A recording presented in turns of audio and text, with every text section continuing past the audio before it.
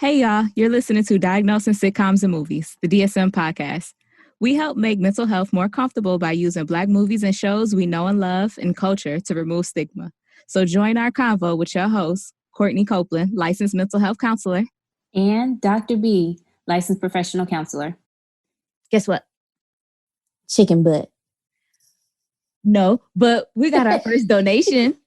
Hey, what's up? I know they like us. They really like us. Ooh, we rich now. Right? I feel like we should do something special for the listeners that donate, though. So, like, I'm thinking we should maybe, like, put their name on the website or something. What you think? Yeah, we should. Maybe we shout them out in the episode. Thank you so much for that contribution, yo. Yeah, I don't know why I said it like that. I said it like that. Yeah, I don't know either. But, I mean, it was okay. So, yeah, if you want to be, I guess, shouted out and have your name placed on our prestigious website, you can donate to us because we appreciate it. Help us pay for editing and whatnot. Okay. All right. So this episode, we will be talking about the best man holiday. Oh, that's your reaction? I don't know why I did it like that. That's such an auntie response. It was sad. So sad. Why'd you make me go through this traumatic movie? It wasn't me. See, I wanted us to be joyous and giggly and watch Friday After Next, but our wonderful listeners are subjecting us to this pain and voted that we do Best Man Holiday. I had to watch watch Queen Latifah get shot up, blued up, and then now... and now I gotta watch Mia just die a slow, painful death. It did look, coughing up blood doesn't look like fun. It does not. I was like, yo, I forgot about this. And then they said that she died Christmas night. So then my question was, did she die in Morris Chestnut arms? Oh, Jesus. Oh, I shouldn't have said that. You hadn't thought about that. I'm sorry. I need a drink.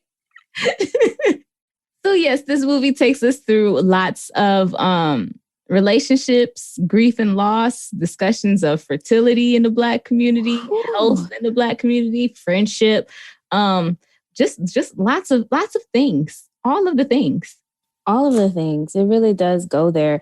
And so it's interesting because it is listed as a rom-com drama. I can see the I can see the comedy in this, especially with Terrence Howard. What's his name? Quentin Q and his random one-liners that just kind of take the moment from being so sad to actually having a little relief of comedy. So shout out to Terrence Howard for being the comic relief in this movie because, honey, we needed it. Oh, I'm so glad. And they put it in good places too. Like you would be like in full ugly cry. Okay. And then something funny would happen. You'd be like, oh, thank goodness. Listen, I got my lashes done when I watched this movie, and that was just a bad idea. I don't know. It was. I was like, I just got my. So you can't get them wet, and like even you try. They tell you not to sweat, and if at all, try not to cry, or you're gonna lose a lash or two. So I'm sitting here watching this. My eyes are welling up, and I'm like, nah, you just paid for these. Don't you? So, like, do you watch Housewives of Potomac? Not recently, but yes. So I'll know who you're talking about. I won't know what happened. Candace, when she folds her little napkin and she dabs her eye, that was me watching this because, honey, if and I had to put my head back. So it wouldn't run towards the lash? Yes. That's how, like, I did this several times during this movie. There were, like, so many little, like, tearjerker moments in this, but we'll get to all of them. But before we do, please tell, what are your quotes? Okay. So I don't know why this stood out to me. as much. Like I definitely didn't realize it the first couple of times, because this isn't the first time that I've watched Best Man Holiday, right? Right. But of course, when you're coming from a lens where it's like, okay, I'm looking at this, I'm critiquing this in a different perspective from a DSM standpoint. And one thing that stood out to me was when Stan, in the beginning of the movie, Stan is, I guess, like the book publishing manager. I liked him too. And his line was, exploit your friend for capital gain. This is America. And like, you didn't say all of it. I was like, oh shit. He was like, bios, they're not really my thing. He's like, fuck your thing. Fuck your thing. He had the best lines. Honestly, I think that's where the comedy is in almost that entire scene where he is like, get your shit together, get something. And like, he's just like straight up, like you haven't been on Twitter since Barack Obama was in office for Senate. I was like, okay. And then he's like, not black people smart.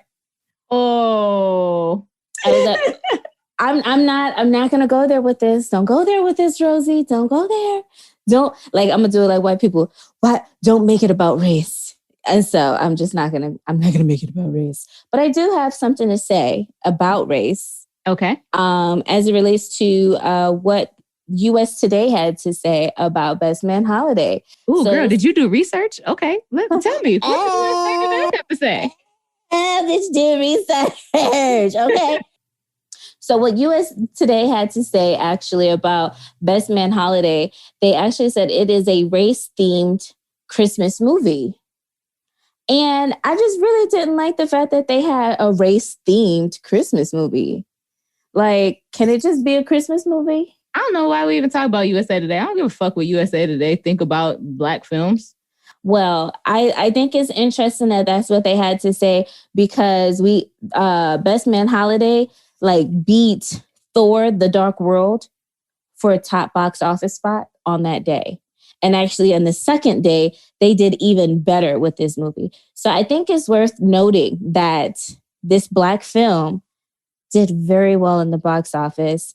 And, a lot of times, a lot of Black movies don't get the credit they deserve. So I just want to say, congratulations, Best Man, for beating Thor. Yes, I can second that notion. And I definitely feel that Black film has continued again and again and again to disprove the myth that Black film doesn't do well, and that it won't do well overseas, why that it just doesn't perform well in the box office. We continue to debunk that myth regularly with films, but yet we still aren't getting them to the level of which I feel like we should. And so, again, part of the reason why we even started this podcast is to give these films, these sitcoms, their flowers, because they deserve them. These films don't always get the recognition that they deserve. They don't always get the praise and the celebration that they deserve. And so if we can bring highlight to them in our little goofy way, I'm more than happy to do so. And hopefully that also encourages you guys to go back and watch these films so that we are continuing to show our support. We're continuing to say that this is what we want to see. We want to see ourselves in films and sitcoms. We want to see our stories. We're not a monolith. And so we need diversity in our stories as well. So that's why we're here. So yes, I agree with your point, even though USA Today, fuck your thing. And there's that. So moving right along, my next favorite quote was, of course, the awkward interaction between Jordan and Robin. And so Jordan says, like, hi, how's it going in there? And he's like, it's going great. And she goes, that is going to be a big baby. And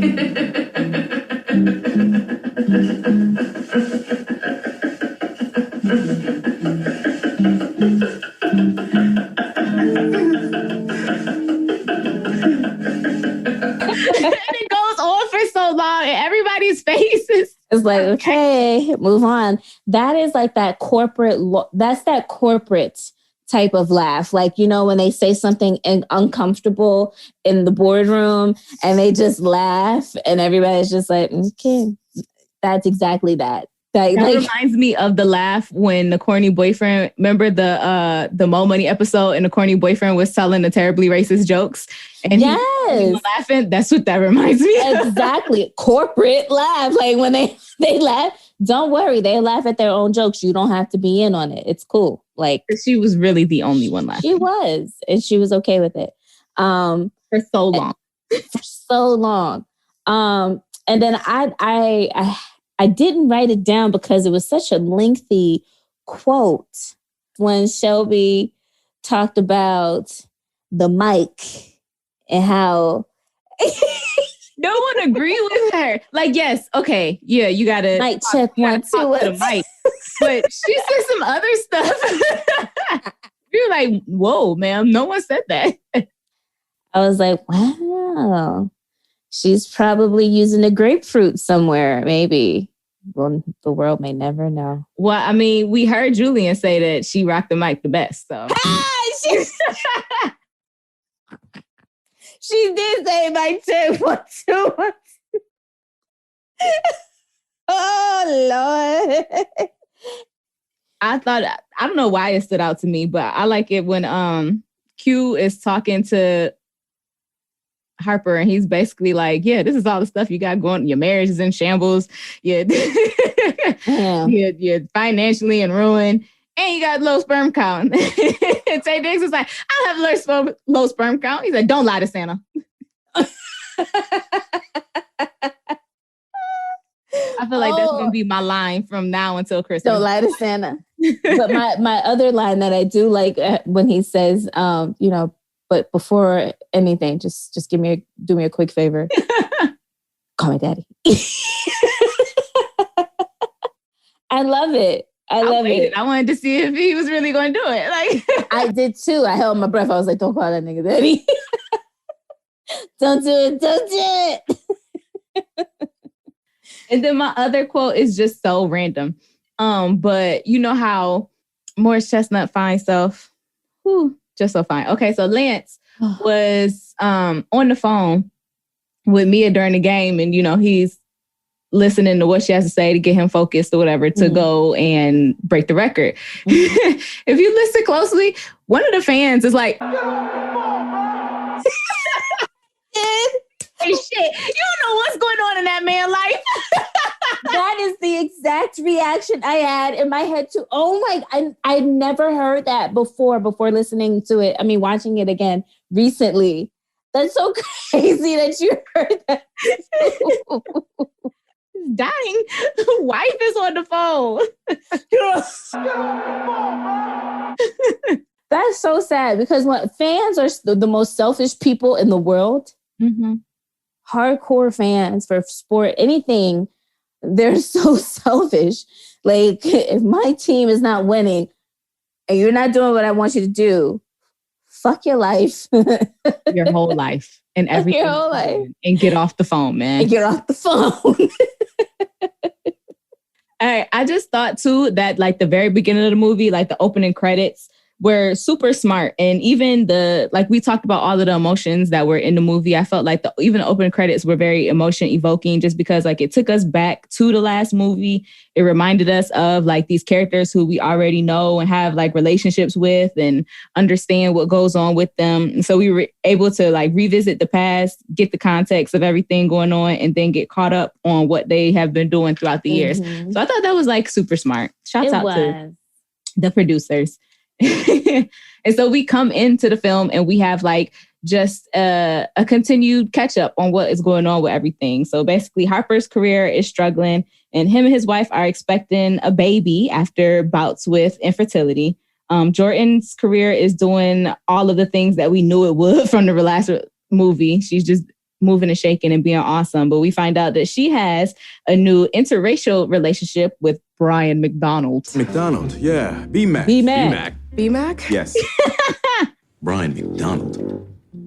Like to ski in Vermont with my devices. I hate you so much. I Get like out of my dating office. chocolate girls. But what was I say? Oh, Julian Birch is in education. He's leading a school with his wife, Candy.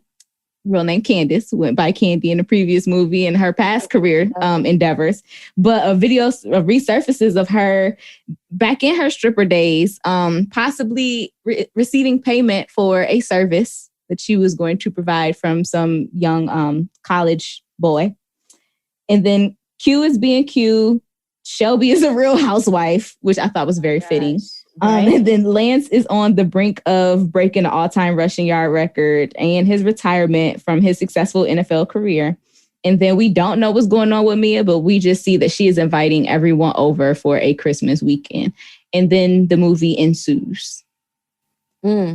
So, random fact, there was supposed to be a third film. Of course, as we know, when the way it ends, Terrence, I'm sorry, I want to call him Terrence Howard every time. Quentin Q gives everybody a phone call and gives them an update about there being a wedding. And so there was going to be a third wedding titled Best Man Wedding. And it was announced in 2014 and set to be released in 2016, but was put on a hold since then. And so I wonder. So it's just on hold? Like it's just still in the... And yeah, it was placed on hold indefinitely. Yeah. And I wonder if you know how it feels. I don't know why. Like I saw that coming and I don't know why I just let it happen. And you gave me this space and this is why I love you. You just allow me to be myself. But I wonder, if they're going to take this hold off and bless us with a gift during this hard, hectic time. It would be lovely. I doubt it happens anytime soon because of COVID. I know. Yes, but I think that they need to make sure that they put the same level of writing into it as they did this one, because this one was so layered. It was really smart, not just black smart. But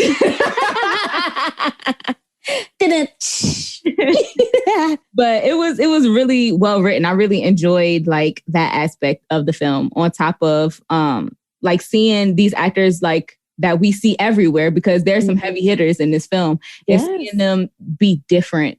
Because like, I don't know a film where I've seen Morris Chestnut cry before, like cry like that. I couldn't think of one. I did enjoy seeing Morris Chestnut. Like, I felt like not Lance Stevenson. That's the basketball player. Sorry, guys. Lance Sullivan is what Ricky could have been had he not died. And so when he was playing, they were showing I was like, run, Ricky. Your future is ahead of you. It looked just like his little highlight tape. He wanted to show the recruiter. Listen, so one thing that I was really, really kind of thrown off about this movie was like, you hear Best Man Holiday. You're like, this is a Christmas movie. But I just didn't feel like I was in the Christmas spirit after watching this. Would you agree, or did you don't? You know what? I feel like all Christmas movies need, unless they're like in LA. Christmas movies need snow. Where was the snow? There was a little bit on the bushes, on like that was spray snow. Okay, but like Mia's interior decorator did that. I won't. The lights. The light and the decorations in the home were beautiful. The title says Best Man Holiday, but when I think about this movie, do I just think about Christmas? No, not at all. So I was surprised that the listeners chose this one. Granted, both of the movies that we picked are Christmas movies, kinda. They're like Christmas-ish. So, I did not get the holiday spirit, but I did want to give a special shout out to this movie and highlight my hometown, because all of the football scenes were filmed at the Buffalo Bills facilities. Yes. A couple surrounding area scenes were from Western New York. So shout out to the city, shout out to the town for being all in the movie. I just, always feel a way that they can use our facilities, but they can't use our team. I get it. They wanted a winning team. We were struggling back then, but we're better now. We're better. Yeah. Yeah. Actually, there was a slip up. There's a scene where you can actually catch the Buffalo Bills logo in there as well. So. I know, because they were at the Ralph. That's what we call it. I'm not calling it the New Era Stadium. It's the Ralph. It's the Ralph. It's the Ralph. If you come visit, I'll take you to the Ralph. Okay, cool. The signs will say New Era. Well, no, they're going to say something else now, too, because stuff doesn't last here long. But we're still the Ralph. Anyway, Big Buffalo, we was in there. Moral of that story. In other news. Okay, so I did have a question, and I wanted to ask you. I haven't thought about this myself either, so it's going to come off the head. What is it? What is it? Lance's principles were God, family, football, in that order. Like Mama D said, in that order. Okay, so in that order, it was God, family, football. What would Dr. Rosie B's 3 principles be? Wow. On the spot, why don't we? That's a deep question. And then they was just spouting it off like it was something easy to come up with. I mean, so immediately education, family, love. I don't know. Love. Why did it take so? That was not as sexy as it was in the movie. How about for you? Okay, so while you were thinking, I was thinking as well. And I think that I have come up with, now this is just flying off the top. I don't have people writing for me. Right, okay. Like they did. But I guess I would go with family. So that's friends and family all in one. Good one. I feel like my chosen family has played an important part as well as my actual family. So I'll say family, spirituality, and growth. In that order. I don't like mine. I'm like education. Like what? I mean, that's been important for you though. Yeah, I guess so. It was a method of survival. That's another episode. Anywho. Yes, school is my safe place.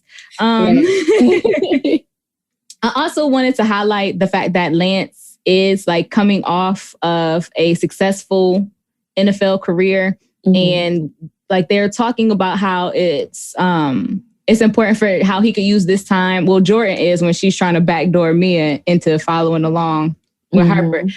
Really talking about how this could be a pivotal moment for him to kind of tell his story. And I think that a lot of times we don't always think about the mental health of athletes.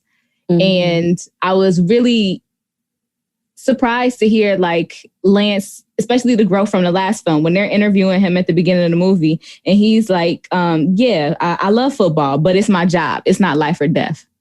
Mm-hmm. So we didn't know, what all was going on during that time. But to hear him say that and compare that to how he was in the first movie, I was like, he's grown. Okay, so he'll have a successful, healthy transition out of sport. Because for a lot of athletes, if they still view themselves solely as an athlete, they're more susceptible to substance abuse, friction in their interpersonal relationships, suicidal ideation, depression, all of those negative things, because they have not spent enough time building their own identity and who they are as a person, aside from just in the job of an athlete.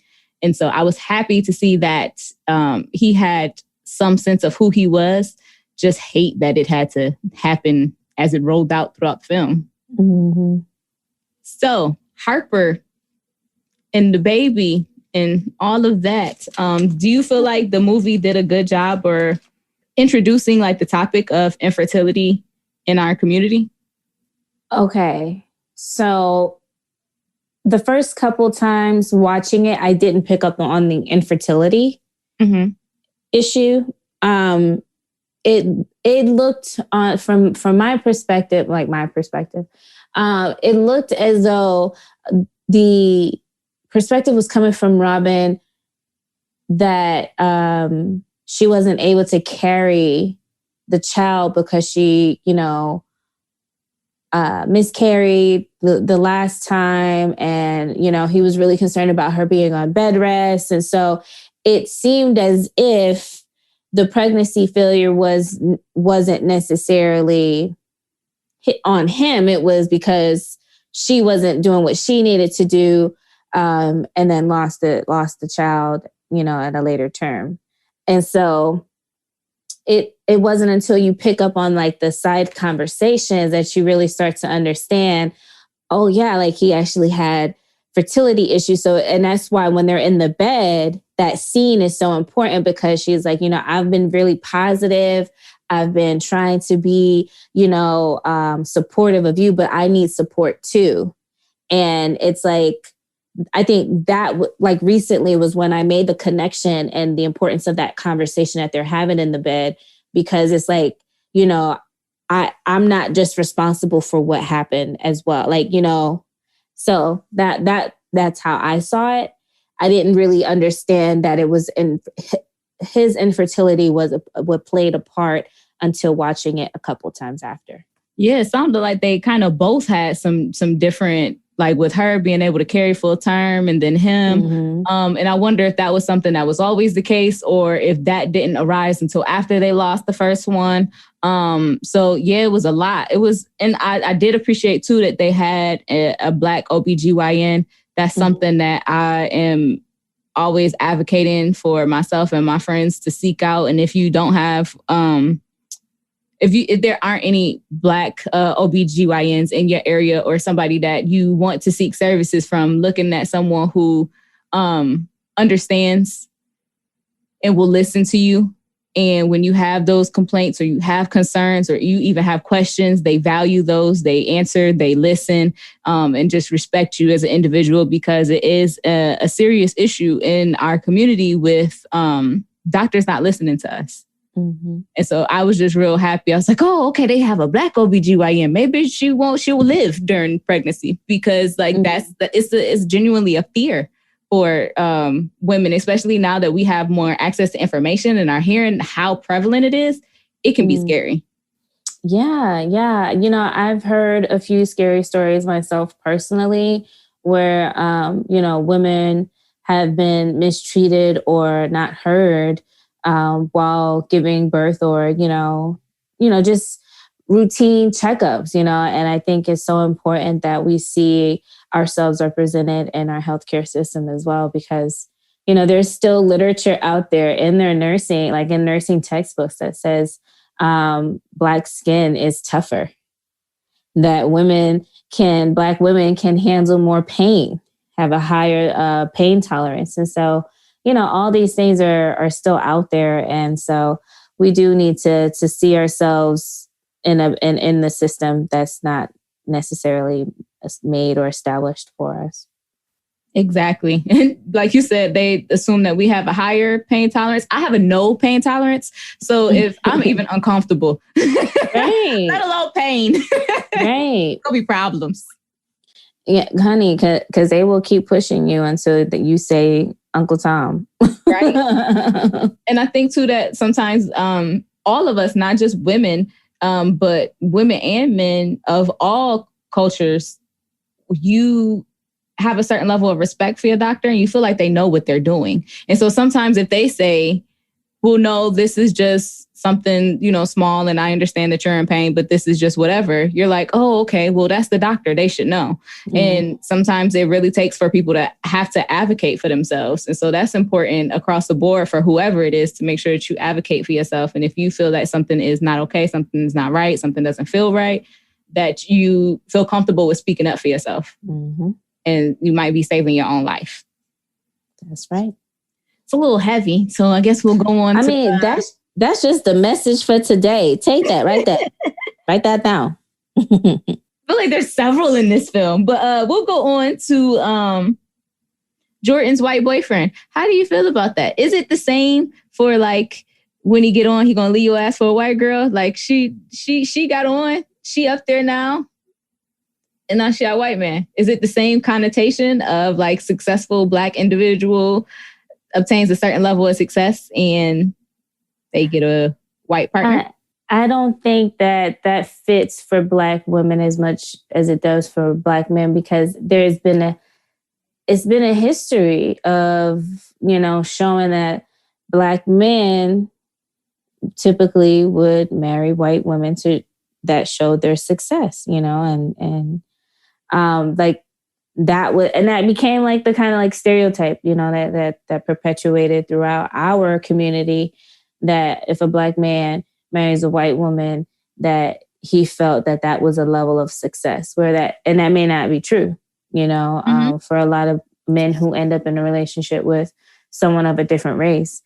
Do you feel so like that same stereotype applies to Black women though? Because also like women, we have like the gender gaps, the different, the pay gaps and all of those things. And now women are obtaining higher and higher level positions in different organizations, different companies, and are achieving higher level of success across the board. While there were always successful women, let's not get that twisted, there now are more representative as the world is opening its eyes to the dumb stuff that they was doing before. And so now that there are more, do you think that stereotype will now apply to both? No, because I think it's high time that Black women need to be loved in general, period. Period, poo. Like I feel like Black women have not been loved. We are like the most ignored, racial group when it comes to a lot of things. And, even when it comes to attractiveness, there was a research study that showed that Black women were ranked the lowest when it came to attraction for men of different races and ethnicities. And so it just goes to show like we have a hard fight out here, even when it comes down to being loved. And so get yours, girl. All right. If he love her, get that love. If he love you, get it. Take that shit. Okay. Because it's real hard. And we're not winning in a lot of these other areas. So if you could win in the case of love, win for all of us, sis. God bless. Just making sure you done. And yeah, to all of that you said, it was still funny when Shelby called him Robin Thicke. Oh, that was funny to me. But honey, but hey, and here is an additional piece to that message that I just laid on you, ladies. Make sure he Robin Thickish, okay? Oh no, Robin Thickish. Because if he ain't Robin Thickish, it's a waste, all right? And then what? We don't have nothing to show for nothing. Well, while we talking about fine men, can we talk about how grown Morris Chestnut is and it's still just as fine?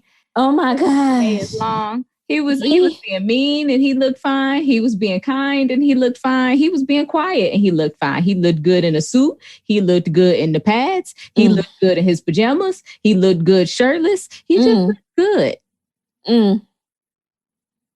Yes, he did. And then especially he got me when he hit that ground. That's when I text you. When he hit that ground, when he was crying, I said, no, not Morris. It's okay. It was sad. So 100% transparency. I remember going when the film first came out. And so, of course, I follow or friends with just a bunch of just horrible, terrible, just terrible people on Facebook. And they basically said, you're going to cry. It's going to be terrible. Like they basically, let it out before I went to go see the movie. So the whole time I'm like, well, everybody said I'm going to cry, so I'm not going to cry. I already know it's going to happen. I'm not going to cry. And I'm not going to cry. And that's exactly what I thought.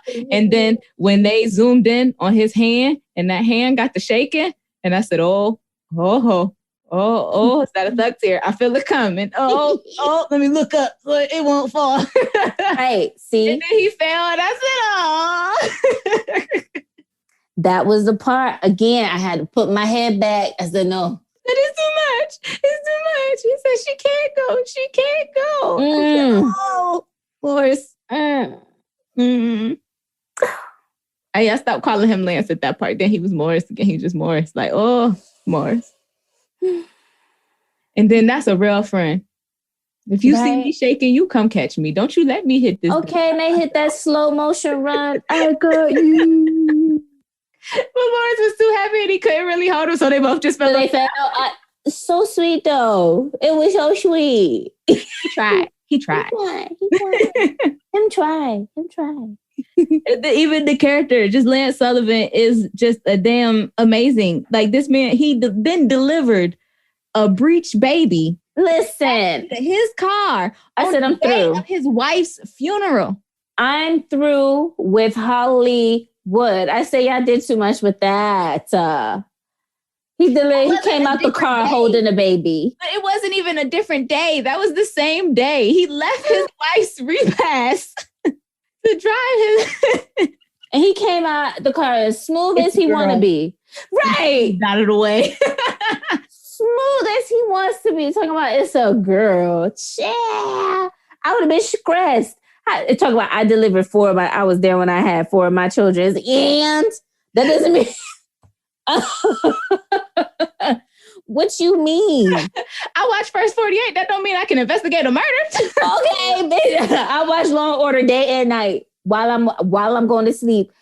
That does not make me a crime scene investigator. I have watched every episode of My 600-Pound Life. Let me do this little surgery for you. I was like, I would never. That is not a good enough excuse. And then speaking of children, Morris Chestnut children did not look like they were actually his. Okay. They didn't look related. The daughter who was like the most talented person in the whole movie. The girl could act, could sing, could play, could be. Yeah, maybe perhaps. Might have been his. But the other 3, I'm like, Mia, girl, you got a story to tell? Because I'm too. Look, we know she can keep a secret, child. And then poor Shelby's baby. What was her name? Girl, I don't even know. I don't even remember her name. I gave her a full diagnosis and I can't even remember. Oh, Kennedy. I think her name is Kennedy. It was. You right. And I was like, oh my God, I would hate to have a mom like her. Okay, can we talk about her and Regina's Halls, Shelby and Candace's interaction? Yeah.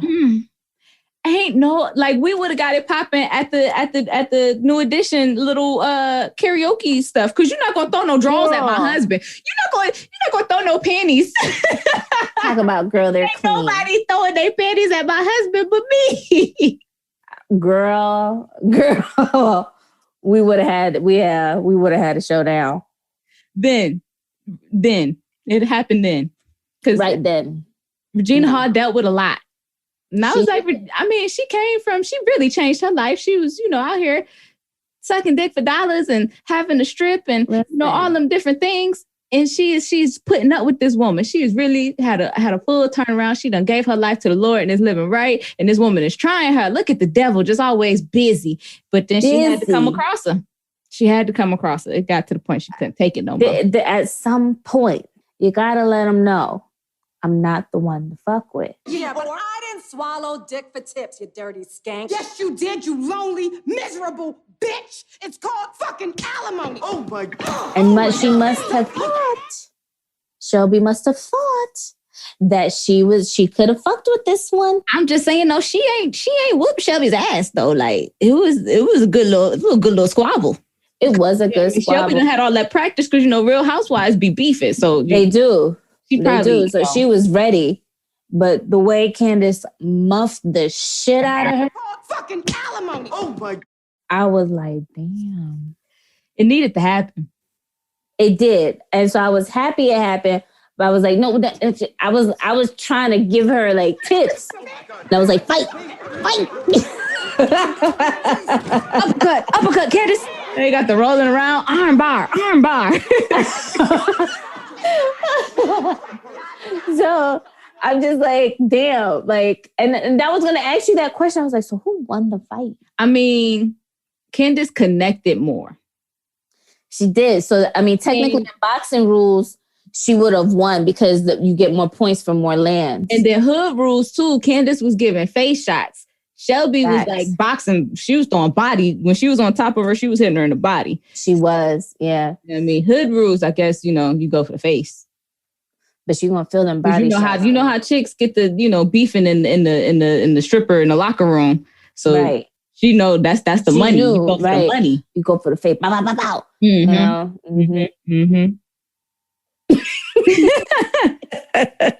Courtney, Courtney, when was the last time you was in a fight? Girl, I can't remember the last time I was in a fight. I can remember the last time I was in a fight because I had to do community service afterwards. It wasn't. Oh, shit. They didn't say they was the police when they came and tackled me. I thought I was getting jumped.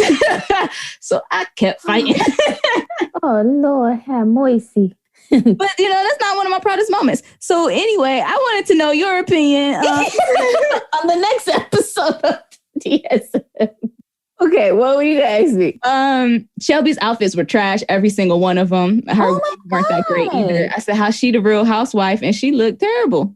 But that's the irony. Like some of them do be looking terrible. And then back in the day, honey, you look at them real, like the Atlanta Housewives seasons, like look at them wigs, baby. Ooh, look at them wigs. Ooh, chat, and the makeup too. The makeup. Yeah. So I think that kind of is iconic, like ironic that she looked like that and she was a housewife.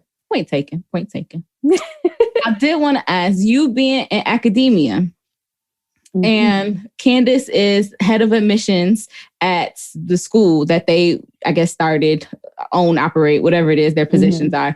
Did you feel that tape resurfacing from 1997 was grounds for the investors or the philanthropists to not donate their money anymore? No, I think that is just, and that's where, again, I'm like, damn it, Hollywood, here you go. You reach, you grab something, you're like, that sounds great. But it doesn't make sense in real life. So it's just like, I think there needs to be more context to that type of decision, to withdraw money before, and then how did you get the tape and blah, blah, blah. Like, here's Howard. Well, Quentin asked that question. He said, well, how did you find this? Is he a porn? So it's just like, okay, you're bringing me this tape, but how did you get it? And what is your reason? So you saw this happened years ago. It has nothing to do with who she is now. And I think that does I would take him to court for something like that. I mean, I don't know if I would really have grounds, but it's just like, but I do it. But I do it because it sounds shady. Like it sounds like discriminatory in a sense, like previous work life or whatever. Like just get out of my business. It's not whatever. I don't care that you're not donating to me. You're donating to the children who I'm educating at this point and at this juncture in my life. Get out of here. Well, to take it back to the fights, because I just need to make this one point. Don't you ever use the monkey paw on me. Monkey paw. Monkey paw. You don't use the monkey paw. No monkey paw. Take your hat. Screaming monkey. You call it something? I see a monkey all over your ass. Y'all mess up my saddle monkey, gonna be monkey paw on your asses back to the house. They were so serious about that. What is a monkey paw? I'm a monkey paw the shit out of you wants to learn it. He acting like airbenders. I said, what is going on? I'm like, wow, is this how I'm going to fight with my friends in the future? Cool. When we're adults, they're older people. I feel like they still feel that way too, though. Honestly. Because I feel like your college friends, like, yeah, you're friends from like childhood. You always remember them. You always have those relationships with them. But I feel like your college friends, it's a different kind of friendship. It is. I don't want to put a quantity on it saying that it's deeper, but it's just different. I think it's more playful in nature. Like I feel I don't know about theirs. They was fucking each other's wives and beating each other up and all types of wild shit. Well, I mean, playful in a way that you can joke about stuff like that after a while. That's what I'm saying. Like that's like if y'all friends, like eventually the hard stuff, yeah, you're like, damn, that really hurt me at the time. But then you could find a space to laugh about it. You could laugh at the stuff once it's gone. Like once you've healed over it, you're like, haha, I couldn't laugh at it then. It's kind of funny now, type thing. I don't know. So you feel like Lance should forgive Harper? To an extent, I didn't expect when the way he came at him when they first walked in the house, I didn't expect that. That was like, whoa, like, damn. You still on that? Yeah. Like it was 20 years ago, man. Yeah, like like seriously, 15. because I'm like, shit. Phew.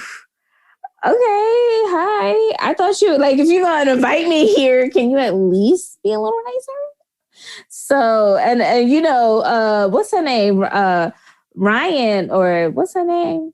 Ryan, child. Robin looked at him with a side eye, like, damn. If you ever peep it, like, shit. She even said it. She was like, yeah, Lance was giving you a hard time. Yeah. So it's like, why invite me if you're going to still hold on to that? But anyway, I just feel like at a certain point, you have to have the hard conversation with your friends, you know, because you're friends. Like, you can't just let it sit there and just and eventually you're going to miss them. You're going to want. So like, if it does take years, okay, so be it. But they should have had a talk. I think Harper was out of line just showing up without at least trying to talk or reach out to him beforehand and, you know, try to figure something out and how things are going to be when he gets there. And if he should even be there.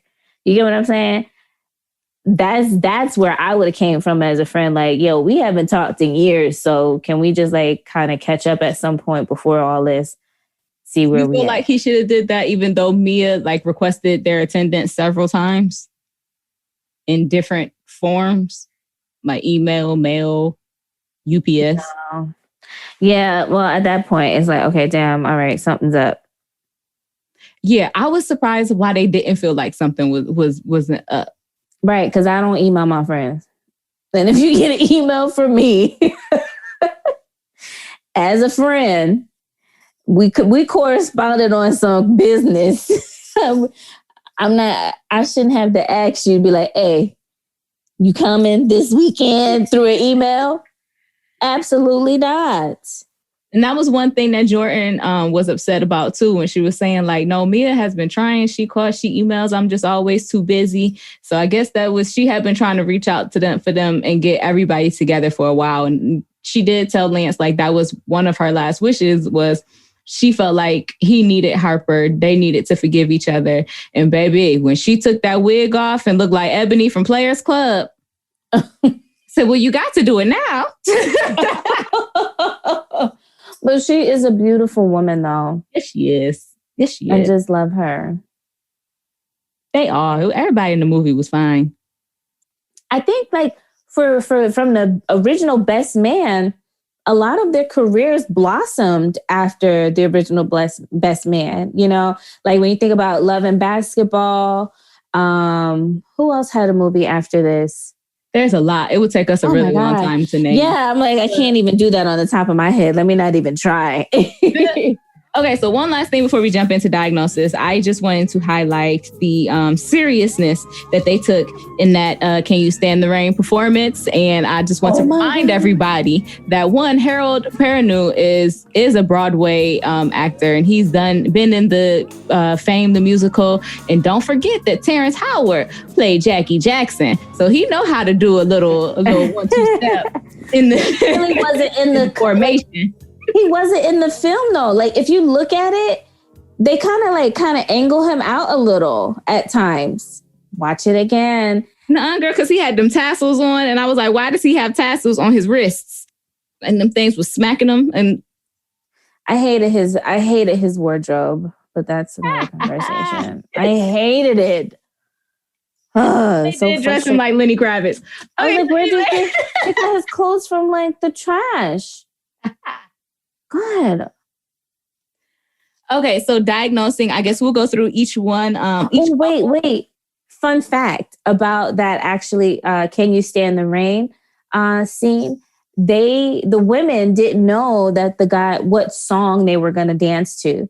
They knew that they were going to dance, but they didn't know the song. So their actual reaction were genuine, like sincere. The recording on their reaction. Because when Sanaa Lathan said, "Oh shit," I said, "That's real." That sounds real. He must have did something he didn't know that he was going to do.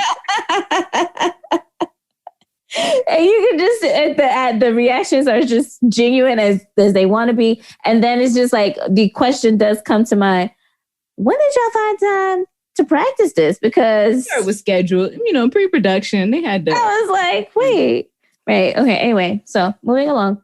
Okay, so we will list our diagnosis as we work through each couple. And so we'll look at each couple. And then if we have diagnosis for that individual, we can give them then. And as well as if we were there, as much as I know you love couples counseling, work through them, working with them as a couple, or if you feel like they just need an individual, what we would do individually. So did you have a diagnosis for Robin or Harper? I had a diagnosis for Harper. And so lately I've been going into the other conditions of the DSM because it's been really hard to like give like other diagnosis to some of the characters. So, I mean, originally I'm like, okay, Harper, it has major depressive disorder, but I realized that he didn't meet a lot of the criteria for that. So other than that disorder, I have occupational problems because he was let go from NYU and then his book not doing well. But that's about it for him.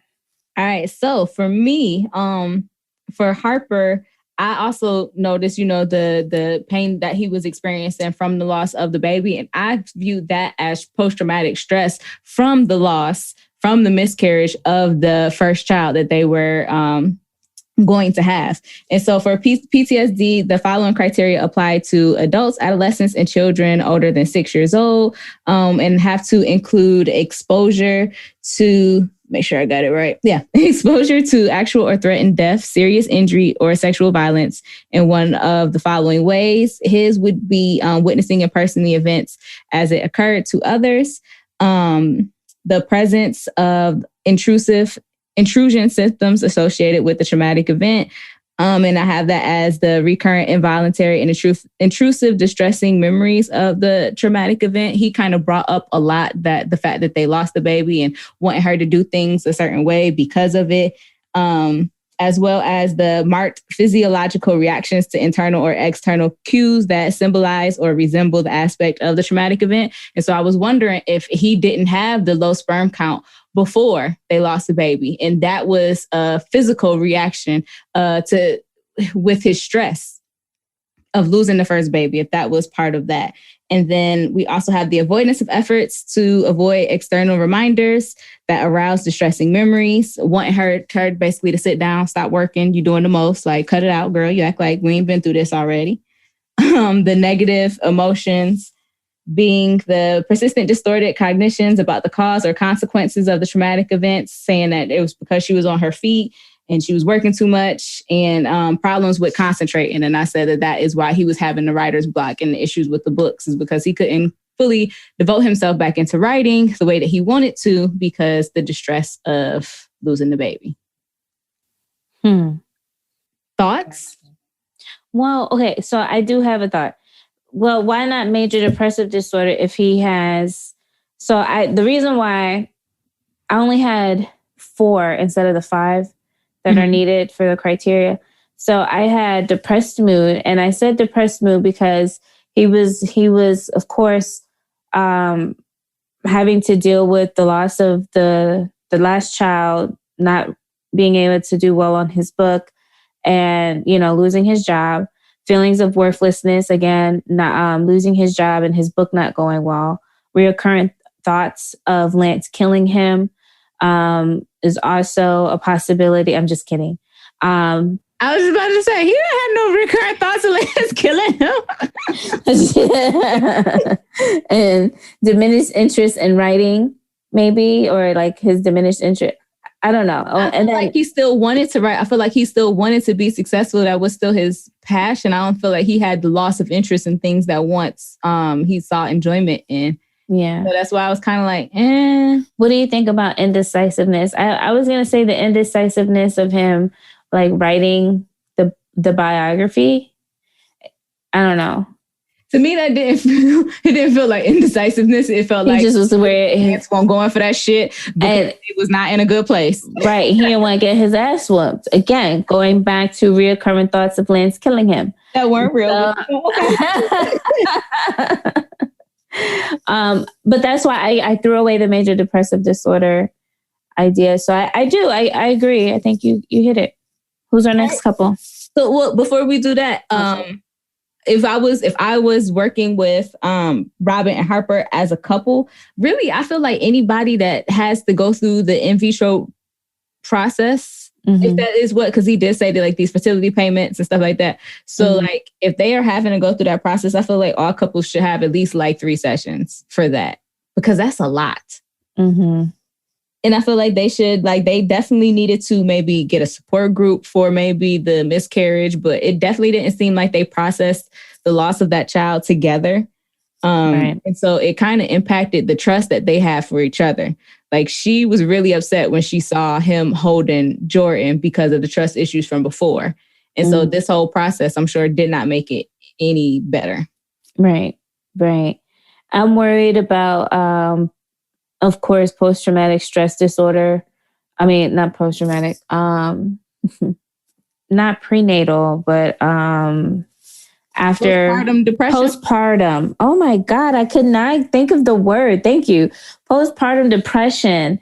You know, as far as like her wanting to work until the very last minute of her pregnancy as a chef. I think that when she realizes that she's not able to work or, you know, to go back and do the thing that she's passionate about, may lead or contribute to that postpartum, but also just, you know, other factors, like because of how she responded to Jordan's relationship with Harper, I feel like she might have similar like insecurities, maybe body image wise, because when you listen back to how she described herself, I'm a whale, you know, and being concerned about her image may surface as another issue for postpartum. So I think about that for them as a couple, how that's gonna like play a role in their relationship.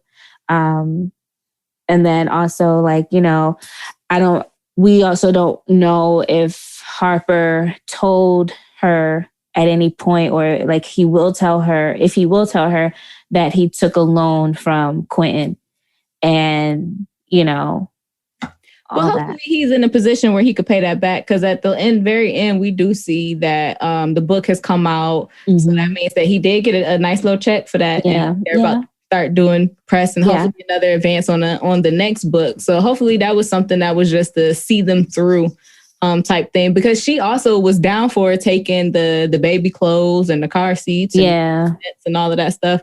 So I think that she was kind of like, let's just do this together. And I felt like that was, again, goes back to some of those trust issues. Like she broke his trust by telling Mia about the book. He broke her trust by not telling her that he had got fired from NYU. It was just a lot of like, they don't have strong trust to me. And that makes me nervous for their relationship. But them entering parenthood, hopefully they can build that in caring for their child. Not saying that children fix relationships, because they absolutely don't. If you have those same issues that you had before the kids, just amplified. So hopefully that's something that they could work on and get to a more secure place about. Next couple? Yep. Okay. So next up, let's do Candace and Julian. Okay. Did you have a diagnosis for Candace or Julian? I didn't actually. So I just focused, because there were so many characters. I was like, I just need to focus on the ones that I feel like need it. So I didn't look at diagnosing them. So what do you have? I didn't diagnose them, either one of them either. I just, if working with them as a couple, I definitely would want to work with them on communication. Absolutely. Yeah. Because there was lack of communication about the past, about then him finding the video. And that's one thing that she was upset about. She said, I'm your wife, come to me first. Like that was something that they definitely could have handled together or discussed before. Like the rest of everyone else didn't even have to know about it. Yeah. Like, I whole had to whoop this bitch ass in these rich people foyer because you wanted to hide the video instead of just coming to talk to me about it. Yeah. So I understood her frustration, definitely. And I also felt like they lacked communication about intimacy because yes, he said that Shelby rocked the mic better. But when Candace was in the mood and she was, trying to be intimate with him in that way, he just like was thinking about how he wasn't with it, but he didn't say anything. And if I'm not rocking the mic, good, tell me so I could do it better. I need you to open up your mouth and say something. Well, here's the thing. I think that the problem with their relationship is that Quentin was in love with Candy. And that Julian, Quentin is Julian. Ooh, child, ooh, child. I was about to say, you seen part 3? Is this something I don't know? Okay, the part 3, I got dibs on it, child. I got dibs on it. So Julian Merch, he actually I feel like his love and his infatuation was with Candy. So when she gets into that sexy mode, you see her say, Candy's gonna take care of you. Yeah, right. So it's just like, okay. So then when he gets that image of who else could have loved her, I can understand why it was just like, it hurt him. And he didn't want to have to deal with the fact that someone else had her. Because that's what the video also insinuates in a way. So there's that male insecurity in a way that came out, which I think is definitely a problem because it's like, outside of who Candy is, like what are other things that make her attractive to you? Or I think that, to me, that seems like a problem. I feel like they've been together too long for that. Like I could see that being the issue if that was always the issue, but it seemed like he didn't care. And like, that's the point I think that Quentin was making is that, well, you married a stripper. And because he kept reiterating, like, I don't care about that. Like, that's not what I care about. I don't care about that. It's this other situation. Like, I didn't know that, she was sucking dick for dollars. Like, I could feel like that perspective of it because that is something new. Like you're saying, his ego is, getting hit because that is something new. So he has to learn how to accept that, where I think he had already accepted Candy and they might have even played around. She might have been Candy on the weekends when the kids go to grandma's house. But I think that he had to accept that she was doing a whole nother level of something that he wasn't ready for. Like, but she said it was just that one time. I really needed that money. As we learned to set it off, like selling sex for emergencies only. So it must have been emergency. She was in a bind, Julian. I'm in a bind. Oh my God. That is literally the only reason, okay? It needs to be an emergency. And so maybe she handled her emergency and then, it was never a thing then. This is what it sounds like. And it sounds like once they were able to actually communicate and actually hear each other and express themselves to each other, that they expressed that, they understood that, and they were able to move forward. So I just would want to continue to work on communication with them. I agree. Next. Okay. Jordan and Brian. And Brian McDonald. McDonald, yeah. B-Mac. B-Mac. B-Mac? Yes. Brian McDonald. Like the ski in Vermont with my devices. I hate you so much. I Get like out of my dating office. chocolate girls. Okay, I could work with them.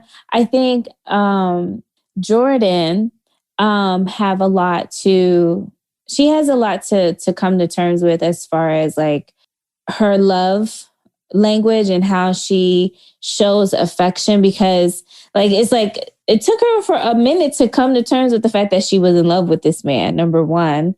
And then just her ability to show it, like, oh, that could have been sent as a text or an email, but he wants to come and see you in person. That may be your way of showing love, but accept his way of showing love, which I think is really hard, especially. So I can't say that it's really her fault. It takes time. And so they do look like a relatively newish couple. Like maybe they've been dating for the last couple of years or so. So that's what I would work on, is just love language with them. I think that's a great point. That's one that I didn't even really come all the way to, because I thought so much of theirs, they need like those basic workshops of like premarital counseling. Like, I don't know if does he end up proposing? I know he ended up coming at the end and like being there for her, but I don't think it was a full proposal. No. But Mia was talking about them potentially getting engaged and all that good stuff. So I feel like they definitely would need that, because she has an intense fear of commitment. Yeah. It's something that I have gathered. And so they would need those basic tenets of what will life look like for us together? What will compromising look like? And I feel like that would be difficult for her to do, because that's not something that she's always had to do. And especially because she doesn't compromise in her professional life. She goes after what she wants. And that's like, even when she was giving Harper advice, she said, you just got to keep going. You got to do, brush off those journalistic skills and get it done. And with that being said, I did diagnose Jordan with obsessive compulsive personality disorder. Oh. And so that is a pervasive pattern of preoccupation with orderliness, perfectionism, and mental and interpersonal control at the expense of flexibility. I'm sorry, these words are getting all tangled up. Openness, as evidenced by being preoccupied with details, rules, lists, order, organization, or schedules to the extent that the major point of the activity is lost, is excessively devoted to work and productivity to the exclusion of leisure activities and friendships. And there were two more. Reluctant to delegate tasks or to work with others unless they submit to exactly his or her way of doing things. Like, she even made the mock-up for Harper to make the book. Like, girl, calm down. And then the last one was shows rigidity and stubbornness. And it just made me think of the last movie when she was just so mad at him. Like, I'm ready to get it popping. I'm horny. My hormones are raging. And it was like, girl, if he didn't want it before, he definitely not going to want it now. What you yelling at? I know. Hard to concentrate. Jeez. That's true. That is so true. I didn't think about that. I also think she has a thing still for Harper. How long do you hold the torch for your college, like, sweetheart? Crush? Yeah, right? You hold that torch forever? No. So you gotta let it go. It's some that there are cuties from college where I let go. Not the ones that like that your boyfriend, because Harper and Jordan never really dated. But like the ones where they was just, and if you just had that chance. Yeah. Do you hold that forever, or do you eventually? I think if I had to see them and I had to see them married, I could let that go. But if you're just away, I may think about it every once in a while. I think it depends. It depends. Like the length of time they had apart, like 14 years. I think with 14 years from being in college, would that change for me? I think so. I think it does burn out. 14 years, yeah. And then at this point, she hasn't let it go because she's still single, and like still single in a way, like she's dating, unmarried. And, it is a little, it would change. I'm sorry, I'll have to change it. Again, she should have let it go. Let it go, sis. I agree with you. I think that she is like, she has made consciously the decision to let that go. I think she made that decision last movie. I just think sometimes, it's hard. And like, you still have love for this person. And you still have like that attraction that might not go away, but that it's not, it's dead. So there's that. So I think that's what makes it the awkward, yeah, like that's what makes it that. Let it go. Just let it go. We have a whole new boo. We have a whole Robin Thicke over there. All right. So Mia and Lance. Heavy. I gave Lance a diagnosis. again, from other problems related to primary support group.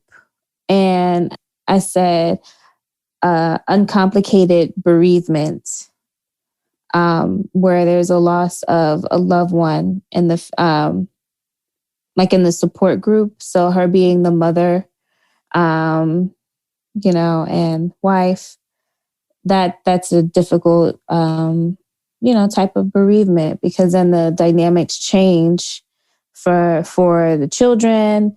And, of course, that was his support as well. She was his support as well. So, and then I started thinking, like, looking at their age or guessing the children's age group. Do you marry again? Like, do you get support to help raise 4 children? He can, just not to the one girl with the big old booty. That's right, right? Pocahontas hair. Yes, and she smelled like this. So, I would see that happening because of the type of person that Lance seems to be a very passionate lover. And so he would need someone. I know. I mean, that's what it just seems like. I don't know. I don't imagine these things. I mean, after New Edition, it made everybody want to get it popping, and him and Mia was having the set it off love scene. They was basically the set it off love scene. He was about to take his chain and rub it down her booty. Listeners, if you haven't checked out our Set It Off episode, please go back and listen to the Set It Off episode. You're missing gems. It all connects in some weird way. So yeah, I think he's gonna find a new love, and then that's gonna be his next hard or like milestone, if you will, or difficult hurdle, is like introducing this new person to the family and, trying to establish a blended family, especially now at his age. His partner would likely have a family of their own. And so I think about that, like his future in that way. I hope that he doesn't feel compelled to stay single and not date.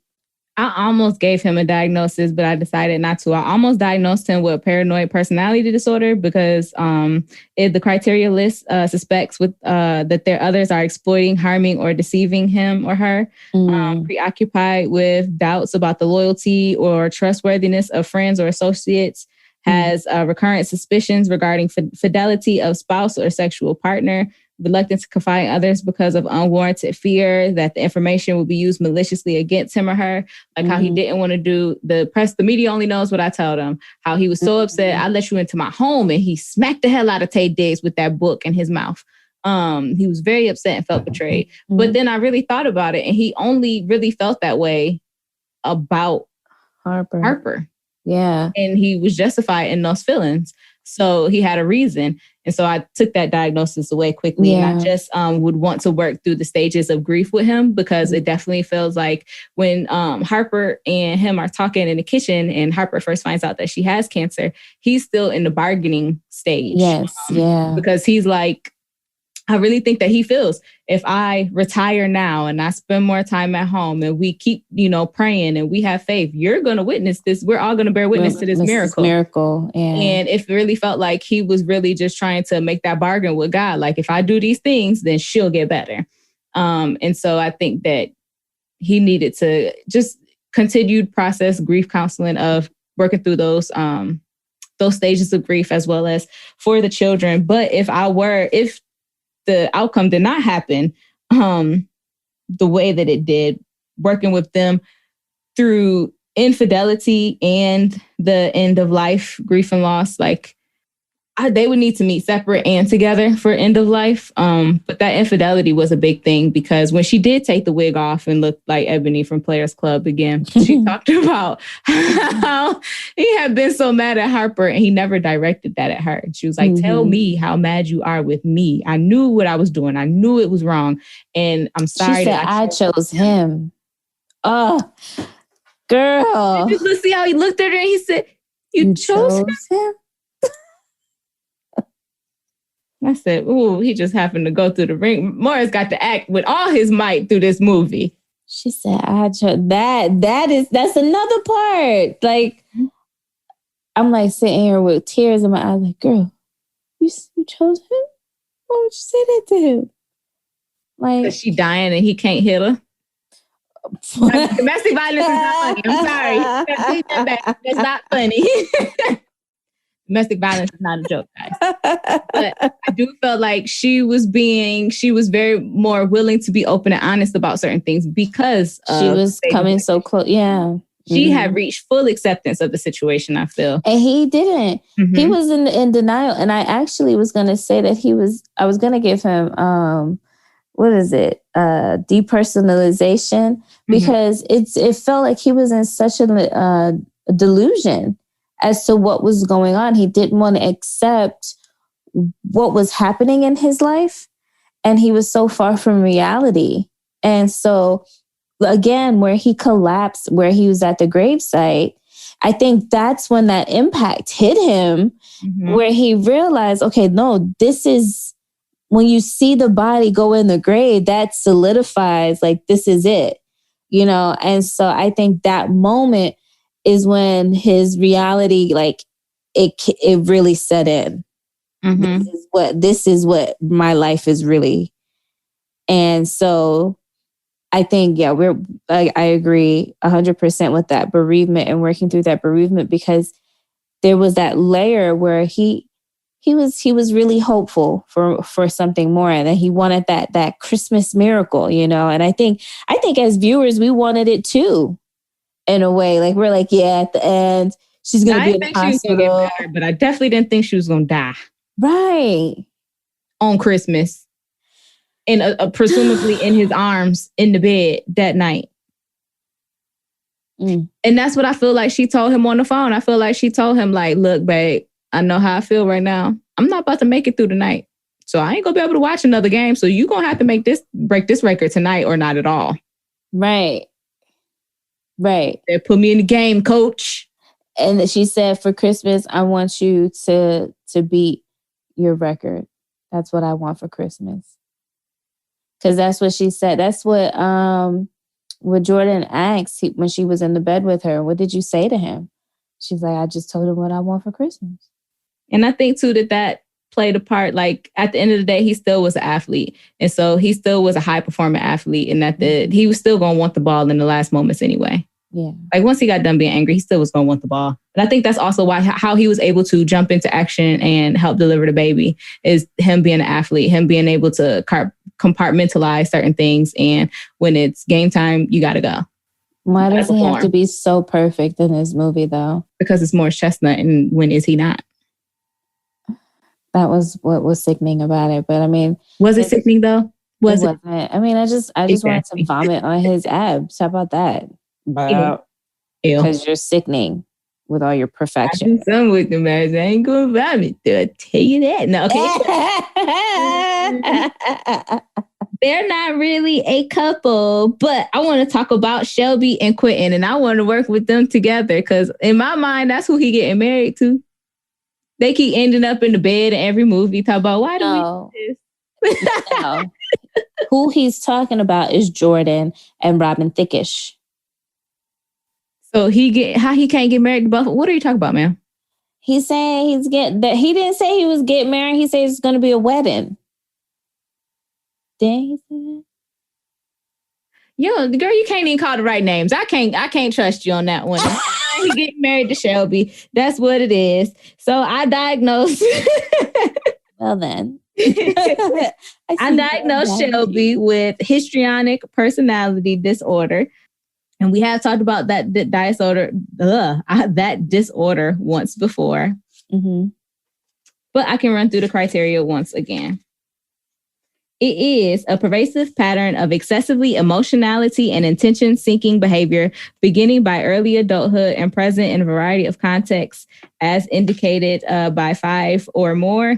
And she got about just all of them. So, is uncomfortable in situations where he or she is not the center of attention. Interaction is often categorized by inappropriate, sexually seductive, or provocative behavior. I mean, she did throw her panties at somebody else's husband. Consistently uses physical appearance to draw attention to self. Impressionistic and lacking in detail, self-dramatization, theatricality, and exaggerated expression of emotions. What were you going Well, she definitely meets all of that criteria for sure. But wasn't she engaged? She had been married before, and that's when she got mushed because she said, at least I wasn't sucking dick for dollars or something like that. And Regina Hall was like, yes, she was. Bitch, it's called alimony. Bopped her. Wait, but wasn't her and what's his name a thing?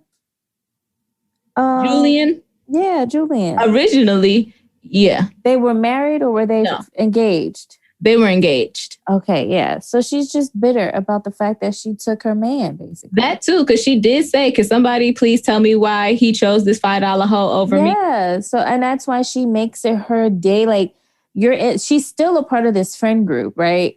So like, just because they broke up, she wasn't going to be out of the picture. But because, she's not out of the picture and she is like, part of this friend group now, like every chance I would get, I would say something slick. True. I can give you that. But also, none of that justifies why she was on Flavor of Love, All Stars, Tongue Kiss, and Flavor Flav on national television. That's true. I'm just giving a different perspective here. No, and I understand that perspective. And I think that that is her justification for behaving the way that she does in this situation. Mm-hmm. And I think on the reality show, this gets ratings. So that's her justification for it there. Like, I feel like in her mind, she has reason for doing each thing that she does, but it's also a behavior pattern that is exhibited in multiple contexts. Mm-hmm. And then I diagnosed Quentin with borderline personality disorder. Why? I just have my reasons, I guess. A pervasive pattern of instability of interpersonal relationships, self-image, and effects, and marked impulsivity beginning by early adulthood and present in a variety of contexts. And I said that his were frantic efforts to avoid real or imagined abandonment, because we know that he lost his mother to cancer at the age of 13.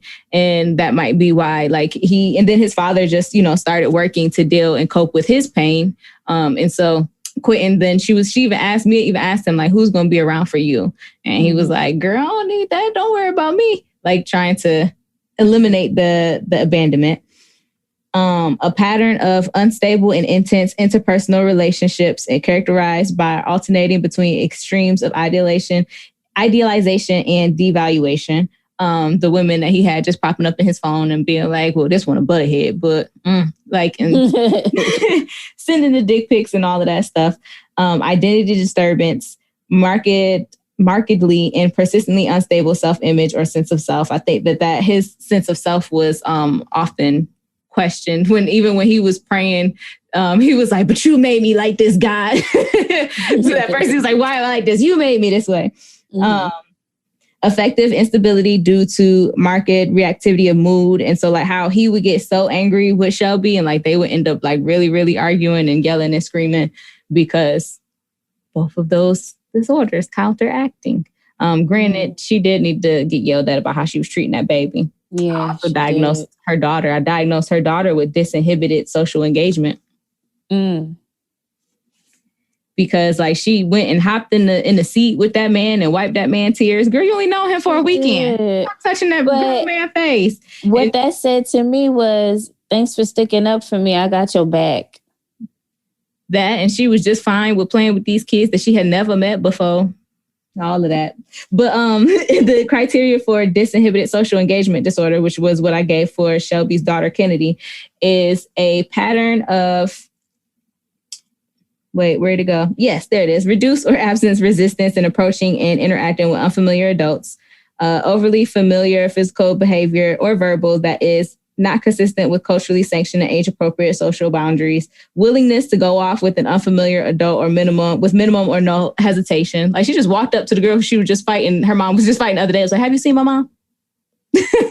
She told her, just go play Kennedy. And she was just like, okay. Like, poor Kennedy. And so I said that if Shelby and Quentin were to become a couple and I was to work with them, we would have to talk about both of their fear of abandonment, both of their issues with self-worth, and how to fight, like how to disagree with people, with each other in a healthy way, and their different views on child rearing. If they were a couple, is there anything that you would want to work with them on? No, because they ain't a couple. How we know that? Because they can't stand each other. And it's actually, the next movie is going to be about Jordan's marriage to Robin Thicke. No. Oh my God, you're annoying. I've been called worse by better. Whatever. Anyways. All right. So if you would like to support the show to help us get more content out to you all, you can follow the support the show link once you visit our website to become a Patreon member or donate with our Cash App, just like one of our recent donators did. We appreciate you. Thank you. Now, we are happy to get the kind of money that jingles, but we would rather get the kind that folds. As always, be sure to subscribe to our show wherever you get podcasts and leave us a comment, because we are counselors and we actually care what you have to say. So until next time, peace. Okay, bye.